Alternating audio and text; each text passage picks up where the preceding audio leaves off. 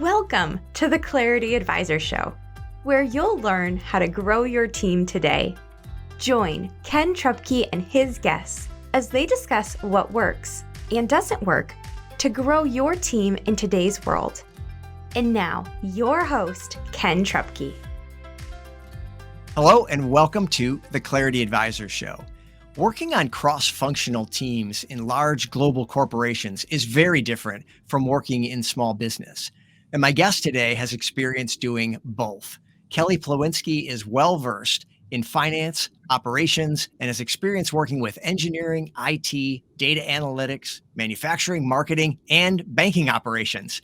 She's currently the Chief Operating Officer at Adamy Valuation, a business valuation firm here in Grand Rapids, Michigan, where her focus is on firm strategy and vision, operations, finance and HR oversight, as well as firm leadership. Welcome, Kelly Plawinski. Thank you. Thanks for having me, Ken. Yeah, this is great. So let's start with Adamy. Tell me about what Adamy does, who you guys serve, and what you do for them. Yeah, absolutely. Adamy is a second generation family business. We are focused on business valuation and litigation services. So we serve our clients by solving meaningful financial problems is what it boils down to. This could be a business valuation for a transition of some kind, or it could be expert witness testimony in a litigated matter. We work with middle and lower middle market private companies across the country and all industries who are in some stage of dynamic transition, whatever that may be for them. Okay. What are some examples of what that transition might look like that makes you guys a good fit? Yeah. It could be somebody that is gifting their business, an owner that is gifting their business to a son or a daughter. It could be somebody going through a divorce and they need their assets valued so that they can split the assets. It could be a shareholder dispute where we need to come in. It could also be a company that is learning or looking to transition into an ESOP, as a few examples. Okay, interesting. All right. So in the intro, we covered a lot of ground. You have done a boatload of different things in very different sized companies. So take us back as far back as you want to go and bring us forward through your career of some of the things that you've done and experienced to where you are now. Yeah, absolutely. So I was fortunate enough heading into my senior year at Purdue. I have an accounting degree from Purdue to land an internship with Ford Motor Company. And after that internship, it led into a full-time position. And I never looked back. I loved Ford. I bled Ford blue, as they say. I was passionate about cars. I loved manufacturing. I really enjoyed process and efficiency. So being in a manufacturing plant was something that really energized me.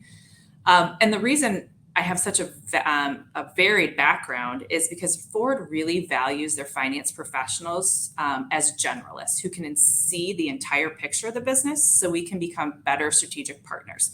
So engineers are always engineers and they're always working in engineering or in product development. HR people are always HR people, but finance, we get the ability to see across all of these different areas. In the 12 years that I was at Ford, I had 11 different jobs.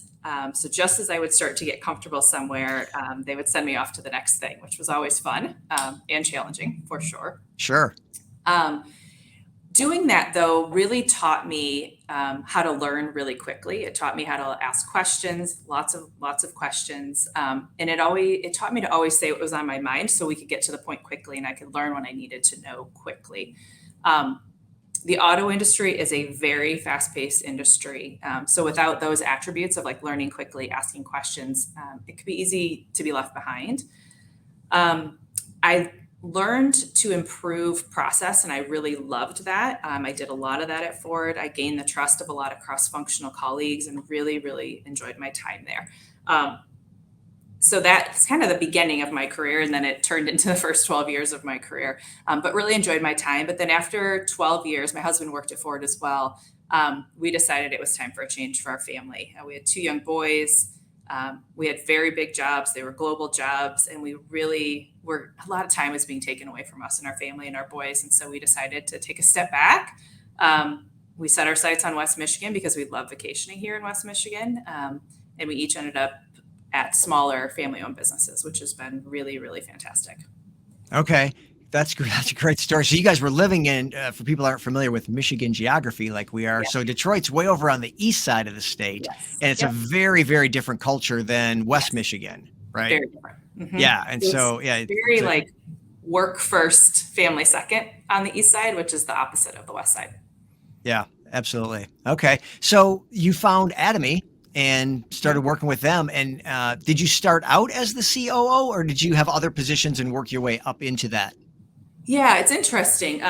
Nick found my resume when I was searching. I had it out in a lot of different places, and he came across my resume, and he didn't have a job posted for what he hired me in to do, but he had taken over the ownership of the business from his father. Adamy was started in 1979 in Grand Rapids. We've been around for quite some time, but they did an ownership transition a handful of years ago. And Nick was really looking to scale his business. So he came across my resume and saw that I have a lot of process specialty. And obviously I know a lot about working in a large corporation. And he thought those skills could transfer to what he needed.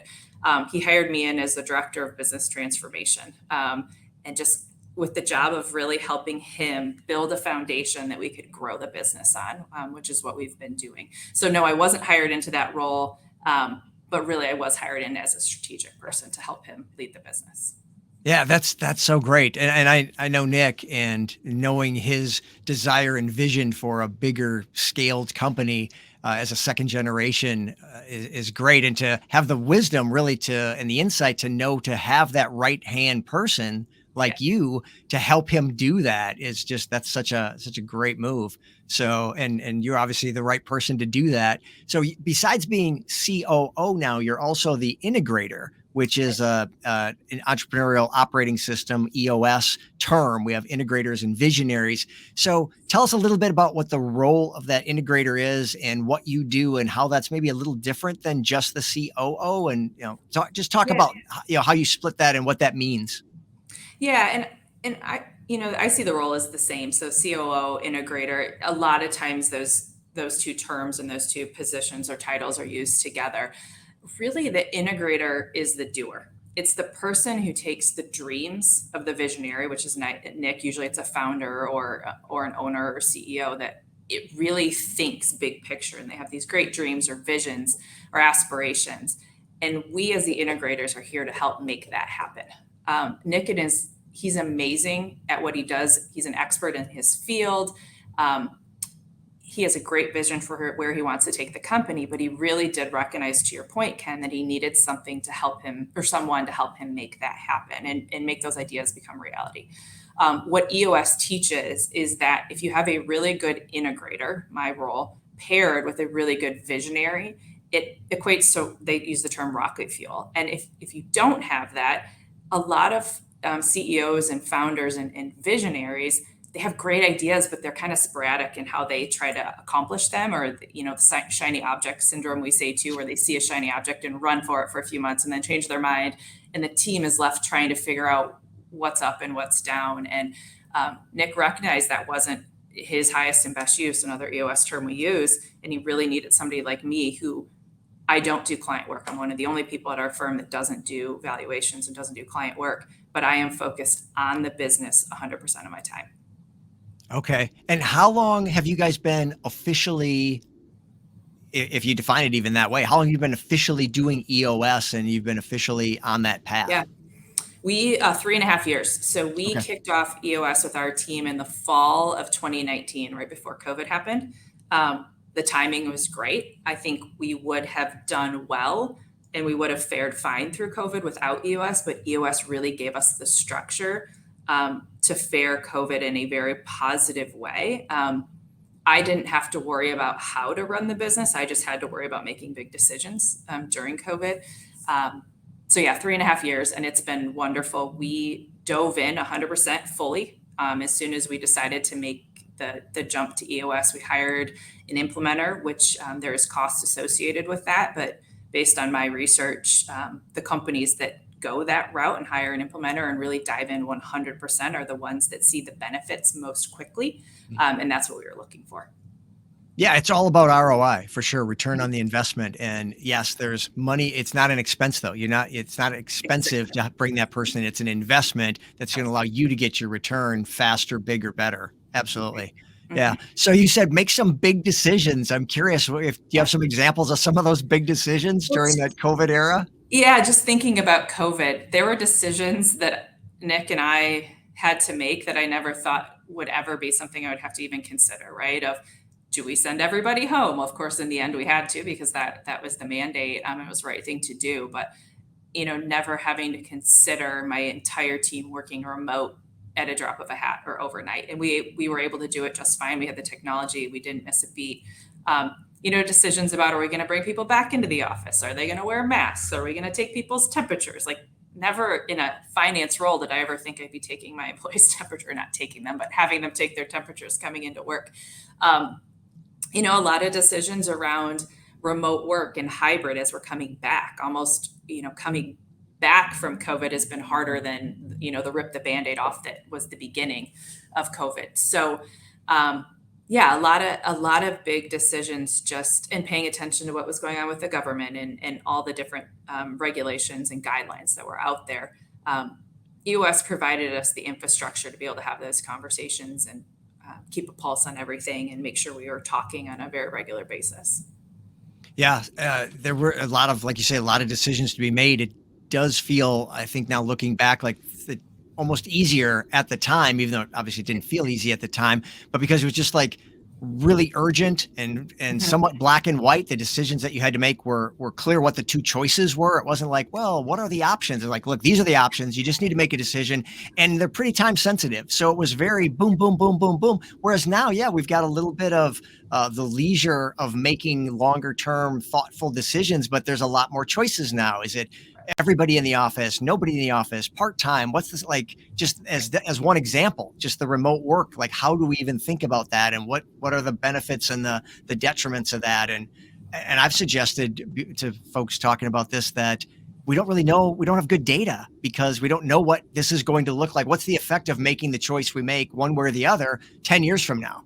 You can feel like, well, nothing's happening now, but like Jim Rohn says, a chocolate bar versus an apple a day, on any given day, you don't know there's a difference. It's down the road. You're like, oh, the chocolate bars added up, and it's not as good as if the apple would have added up. And so we don't know. So, we're always doing the best we can, but it's an interesting era right now. And other business people that I talk to are struggling as well. So it feels like there's more choices and they're less clear what the outcomes might be. Whereas it was COVID, it was still unclear what the outcomes were going to be, but at least it, was so black and white and so time sensitive that in ways it was easier. So, well, I want to get into some of not just the happy day, great decisions that turned out well, but get into some of the, the things you learned along the way. And we'll do that on the other side of the break. So stay with us. We'll be right back on the Clarity Advisor Show. Is your business where you want it to be or on track to get there? Clarity Advisors helps business leaders improve communication and get your team aligned and engaged for greater success. We specialize in helping you streamline your sales and operating systems to improve efficiency and grow your profits. Call or text Ken at 616-822-2998 to have a complimentary 12-minute call to see what some clarity could do for you. Okay, welcome back to the Clarity Advisor Show. Today we're talking with Kelly Plawinski, CEO at Adamy Valuation, and we're talking about their journey through EOS. So Kelly, tell us some things that you learned along the way. It could be over the last 3 years of like officially doing EOS, but even before that, coming in as Nick's right hand to do business transformation. What are some things that you learned that maybe didn't go as well as you thought they would in a smaller business? Yeah, small business is very different than large corporate business. Relationships are a huge part of it. And that's true in big corporations as well. But especially in a community like West Michigan, relationships are really, really impactful to everyday business. When I came in, one of the first things I did was I met with everybody on the team and, sat down with them for 30 to 60 minutes and just asked them a ton of questions about what's going well, what's not going well. If you could change something, what would you change? And really just getting to know the team. And I think that was a good way to start things off. That was a positive way to start things off. One thing I didn't do early on, and I think it's because, West Michigan is pretty tight knit community, is I didn't get out into the community as soon as I wished I should have, or I wanted to. I'm fully embedded in the community now, but the hard thing was I didn't do that early on, and then COVID hit. And so that was kind of a struggle. Thinking about lessons learned and things, that when we rolled out EOS, it went pretty well for us. We were all in 100%, like I mentioned earlier.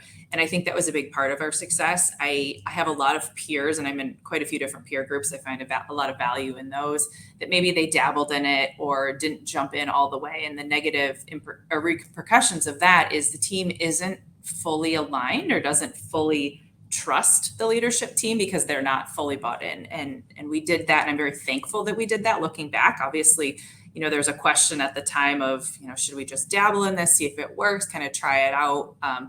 Nick and I had a gut feel that wasn't the right approach, and that was right. One just general leadership lesson, whether it's EOS or not, and COVID really amplified this, is, always listening to your people and keeping a pulse on your people. As a leader, a big part of my job is talking to the entire team here at Adamy, not just those that work for me, but everybody, and just making sure I know where people's minds are. During COVID, there was a lot of unknown. There was a lot of stress put on people's just general lives. People's general health and safety was at risk, right? Which is something that we in the United States haven't really experienced, or a lot of us haven't experienced. And just being really an empathetic leader and understanding what people are going through, trying to provide as many resources as possible. During COVID, we added an EAP, which is an employee assistance program, so that our employees had, mental health resources. They had somebody they could call. They had different resources for how to support their family in different, whatever situation was upon them. But really listening to your people, I think, is just a really important thing. There's positives, there's negatives with all of that. And everybody could always do better. So that's just one thing to really focus on.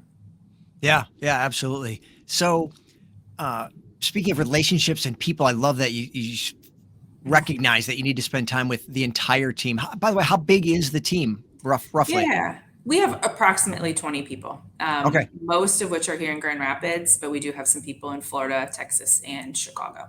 Yeah.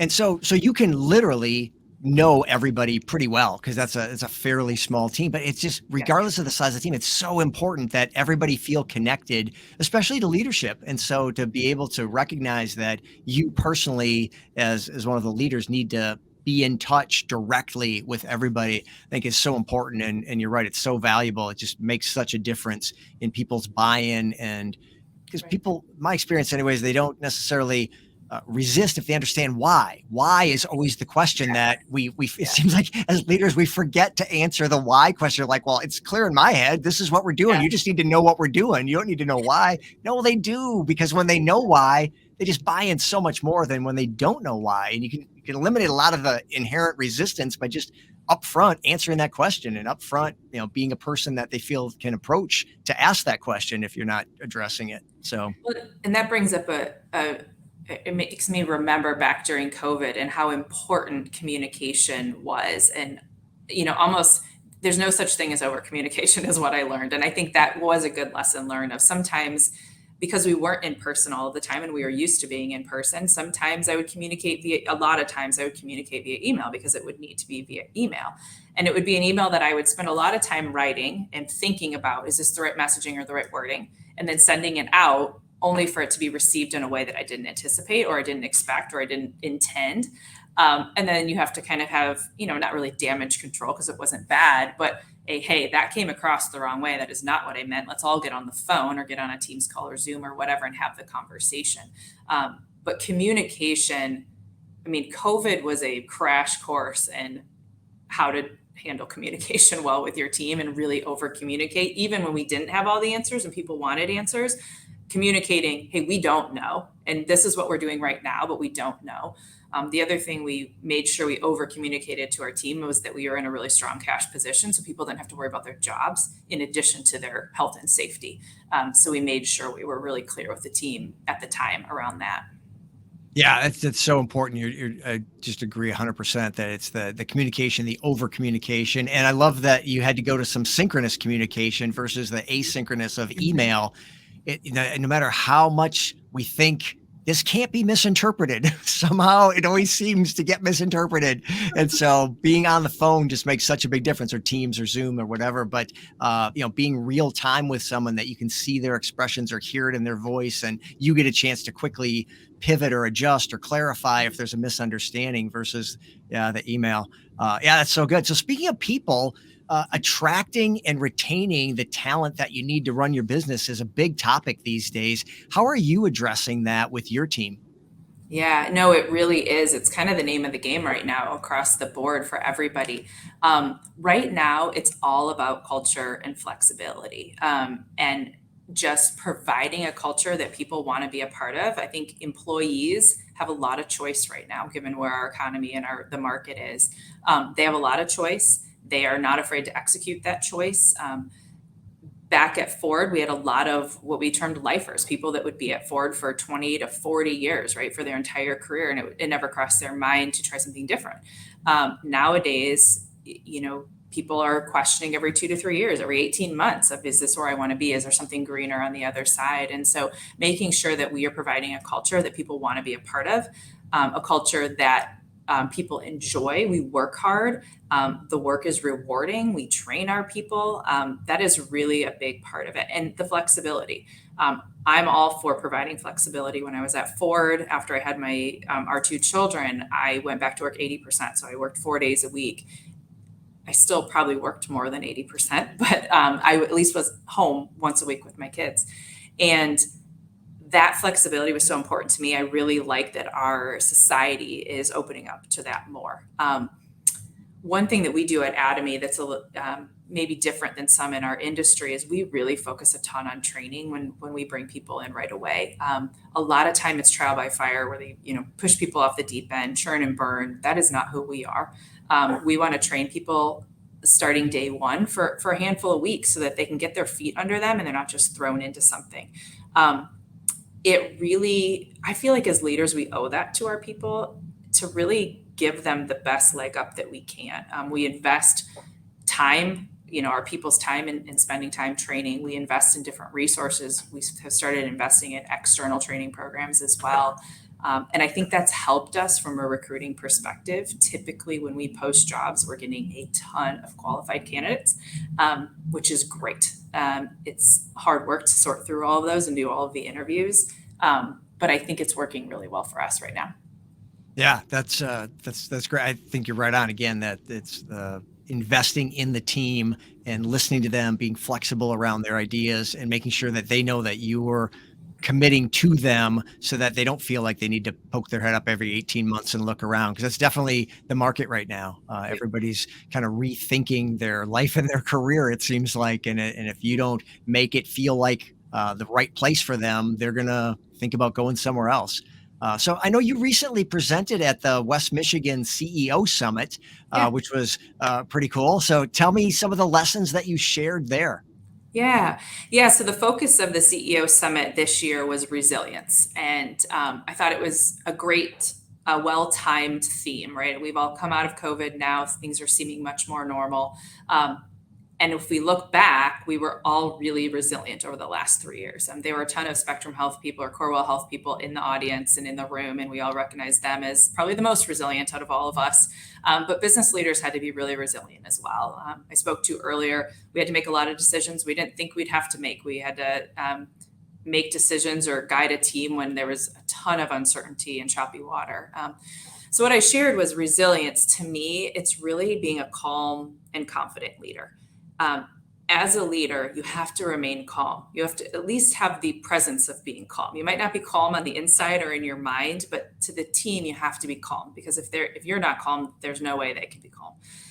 You also have to have the confidence in the decisions you're making, or at least in how you're leading the team.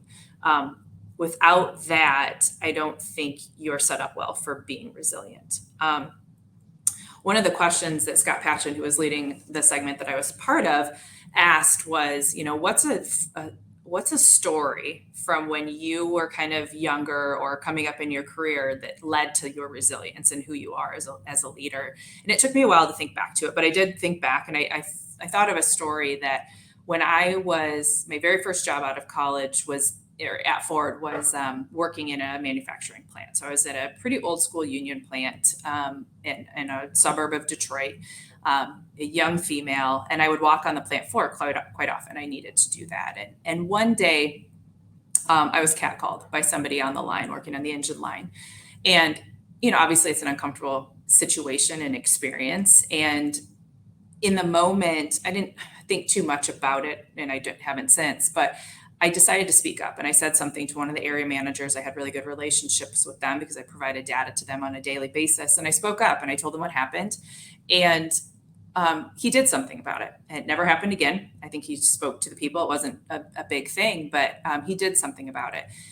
And when I think back to that moment, I really think was a defining moment for me, because it taught me to say something. It taught me to always say something. And it could have gone very, very differently. I could have said something and he could have laughed, or he could have told me that it didn't happen, or who knows what could have happened. But he listened and he did something about it. And I think that has helped me be resilient in knowing that as long as you're doing the right thing and you're saying the right thing and you're speaking up for yourself, that you can be resilient, right? And have that resiliency.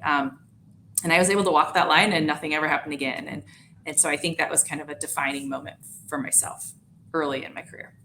Yeah, that's great. I appreciate you sharing that story. That's really good.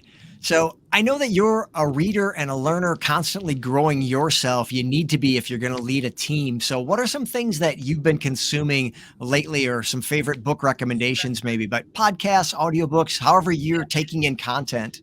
Yeah. I obviously the EOS library. So there's a handful of EOS books. I'm not a huge reader, but I've read all of those books front to back a few times, and they're constantly coming out. Not constantly, but they're adding new ones about every year. They add a new book. So those are great. My favorite podcast is How I Built This. It is a fantastic podcast for how people build businesses and how they come across taking a great idea into an incredibly successful business. I just really love to hear the stories and the different approaches, because everyone comes across it or comes about it a different way. So that's my favorite podcast. I listen to that almost every week. Another book recently I read was Atomic Habits. That's a fantastic book. Someone gifted it to me, and it's all about just focusing on the 1%, just getting 1% better. No one, if you set a New Year's resolution in January that you're going to lose 10 pounds a month, like that usually lasts for a month or two and then you lose steam. But if you say, I'm going to change one habit in the morning for a week and see how it goes, it sticks with you a lot more. So that's been a really fun book that's just very practical. Yeah, that is such a great book. And it's atomic in the sense of it's really small, like really tiny habits. Yeah. Yes. Yeah. It's great. And we'll get that book and the podcast as well. How I Built This in the show notes. Both are great resources. And yeah, the EOS library, great how-to manuals and easy to understand, not always easy to implement. But it's definitely the workbook and the blueprint that you can follow to build your business and improve your business. I love those. So Kelly, you are a wealth of information, experience, and knowledge. You guys have a really great business. Who is someone that should reach out to you, and how would they go about doing that? Yeah, well, twofold. Obviously, I love EOS, and I'm happy to talk to anybody that is curious about EOS and wants to learn more. I know a lot of people in the community, so I'd love to talk with somebody about that. If you want to pick my brain, happy to do that. Also, just from a business perspective, we love connecting with attorneys and CPAs. The majority of our business comes from attorneys and CPAs who are working with their clients, who they help them determine, hey, you really need a business valuation in this situation. We'd be honored to serve their clients and happy to have a conversation. I'm on LinkedIn. I'm quite active on LinkedIn. So I think finding me on LinkedIn and sending me a message is probably a first step. My email address is also on our website. Okay, fantastic. And we'll get your LinkedIn in the show notes as well, so people can reach out directly in your email as well. So, well, Kelly, this has been fantastic. Thank you so much for making time today to talk with me and go through this and share those stories and the insights with the audience. It's been a pleasure, and I know people get a lot out of it. Absolutely. Thank you so much. Oh, you're very welcome. And that brings us to the end of another Clarity Advisor show. If this was valuable to you, if you could take a moment and give us a 5-star review on the platform you are watching or listening to us on, that would be wonderful as well. And we will see you next time on the Clarity Advisor show. Bye for now. Thank you for listening to the Clarity Advisor show. Clarity Advisors is a speaking, training, and consulting firm specializing in helping you simplify your sales and operating systems to improve efficiency and grow your profits. Connect with Clarity Advisors today to learn more about how they can help you improve communication and get your team aligned and engaged for greater success.